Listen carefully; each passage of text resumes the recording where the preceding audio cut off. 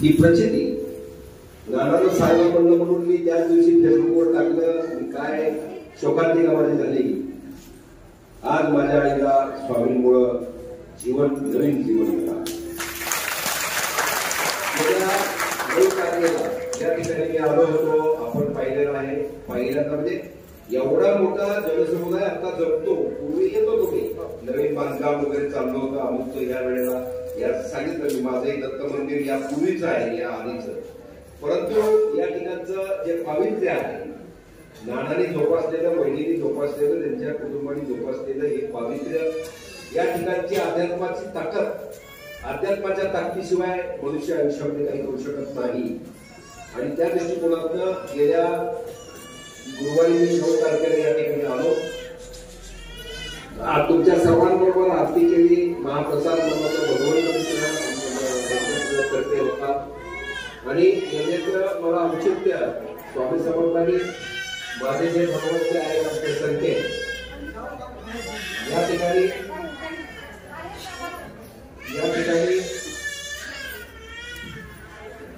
ठिकाणी माझ्या संकेतमुळे मी त्या दिवशी इथं आलो.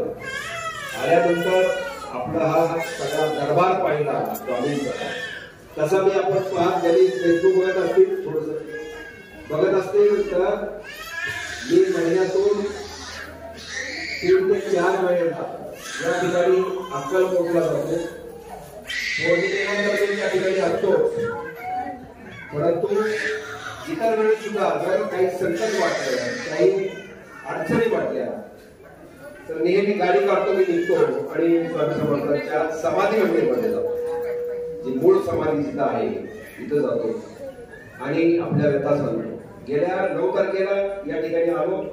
बहुतेक नानाच्या माध्यमातून स्वामीला या ठिकाणी मला बोलवायचं असेल की तुझ्यावरती फार मोठं संकट येणार आहे आणि तू इथून माझा आशीर्वाद घेऊन जा, अशा पद्धतीनं अंगावरती माझ्या काटा येतोय. मी इथं त्या दिवशी 9 तारखेला गेल्या गुरुवारी आलो.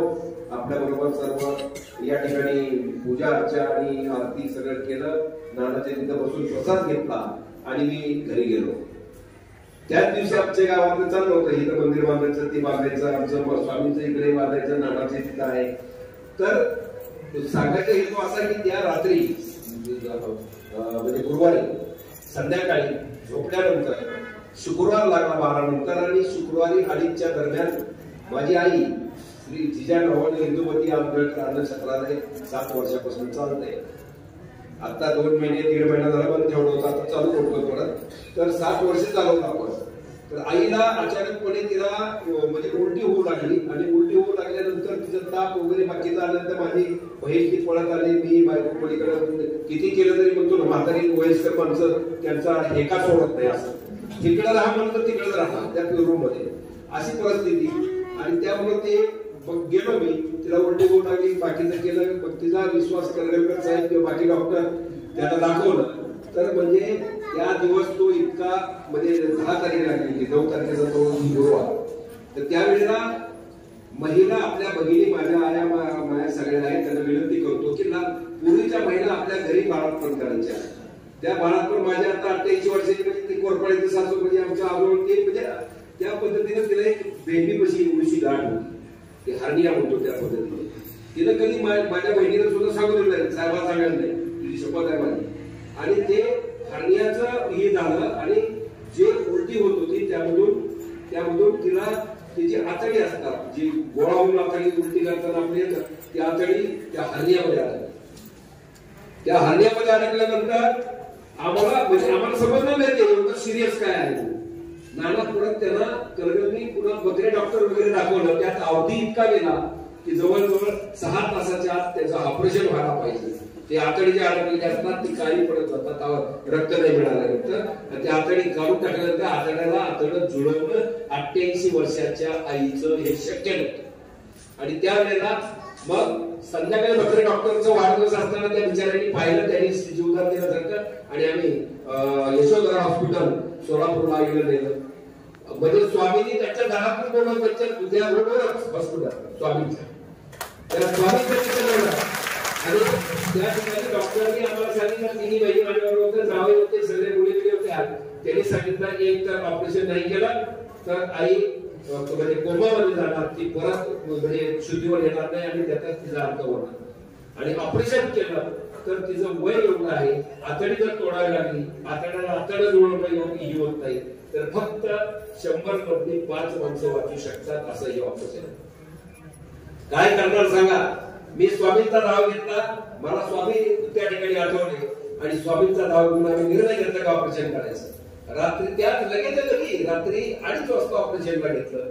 स्वामींचा धावा मी करत राहिलो आणि 4:15 वाजता ऑपरेशन संपून डॉक्टर सुद्धा म्हणले की, आणि आम्हाला असं वाटायचं की बोलताना सुद्धा आम्ही म्हणजे मन चिंती ते वैरीनं चिंती अशी परिस्थिती असते की माझ्या आईचं काय झालं मी काय करू, आई बोलते माझ्याशी, मग अशीच राहू द्यावी, ऑपरेशन नको, आणि अशी चालती बोलते आई मी आता ऑपरेशनला हात पाठवतोय, जिवंत येते का नाही माहिती.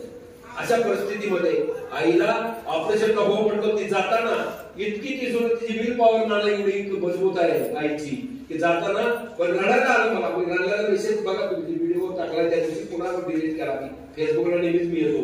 तर ते आईनं हात जोडले आमच्या बहीण आणि भावा माझ्याकडे आणि मला म्हणली मी जात नसते परत येत असते. तशी काय की 10 आतमध्ये ऑपरेशनला 2-2.5 तास तुझे ऑपरेशन चाललं. सारखं स्वामी श्री स्वामी समर्थ माझ्या आईला वाचवा जीवनात द्या म्हणत होतो. आणि 4:15 डॉक्टर बाहेर आले, हसत आले, साहेब ऑपरेशन सक्सेस झालं. म्हणजे स्वामी समर्थांनी तिला जीवदान दिलं. ती पेरण्याची ताकद मला स्वामींनी या ठिकाणी गेल्या गुरुवारी दिली आणि त्यातून मला जे संकट येणार होतं माझ्या आईमध्ये जाताना मन सुद्धा ह्या घरात परत येईल का नाही आई माझी, मी घेऊन चाललोय हॉस्पिटलला, त्या जमिनीपासून बघा इतक्या मालकीन तिला आता जाता येतं का नाही, येता येतं का नाही, पुन्हा तिथं ऑपरेशन होऊन जिवंत येते का नाही, इथपर्यंत माझ्या मनामध्ये काय म्हणतात त्याला मन चिंती त्याप्रमाणे कमी झाला तर माझ्या आईला काय म्हणतात माझे वडील तिथं दफन केले तिथंच न्यायचं का नाही, इथपर्यंतची माझ्या भावना म्हणजे त्या हातात नव्हतंच माझ्या. स्वामी मुळे केवळ स्वामी श्री स्वामी समर्थाच्या ताकदीत या ठिकाणी माझी आणि ऑपरेशन सक्सेस झालं. नाना ऑपरेशनच्या बाहेर काढलं की गाड्यात मिठी मारली तिने सुट्टीवरून. असं कोणालाही वाटणार नाही की काय साहेब सांगतो इतकं सिरियस सांगतोय तसं काय. काल डिस्चार्जच होता तिला, आपण बघितलं असं फटाक्याच्या आवाजात सगळ्या गावकऱ्यांनी स्वागत केलं तिचं आणि परत ती माझी आई माझ्या घरी आली. आता सगळ्याच्या स्वामीच्या आशीर्वादानं म्हणजे मी आता पुण्याला निघालो होतो, परंतु मला जाऊनच आज आता आणायचा गुरुवार आहे, जाऊन आपण मग दर्शन घेऊन आरती करून पुढे जाऊया. तर हे नागाचं काय म्हणतात त्याला भयंकर ताकद या ठिकाणी आहे, वहिनीची आहे आणि श्री स्वामी समर्थांची ताकद. तुम्ही जर सर्वस्व अर्पण त्याला केलं मनोभावे, मी पोलीस खात्यातला माणूस आहे तरी सुद्धा मी 19 मंदिर बांधले, दत्ताची 5 गणपतीची बांधले, दर्गा बांधलाय, मस्जिद बांधले, तुम्ही 17 वाऱ्या आम्ही पायी केलेले आहेत. पंढरपूरचा तुकारामाचा मुखवटा आम्ही शोधला, चोरीला गेला.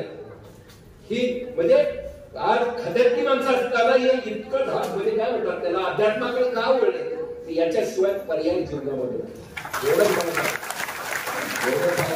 सर्वांच्या आशीर्वादाने माझ्या आईला नवीन जीवनात मिळालेला आहे आणि तिला सांगितलं आता 15-20 वर्ष जायचं. आता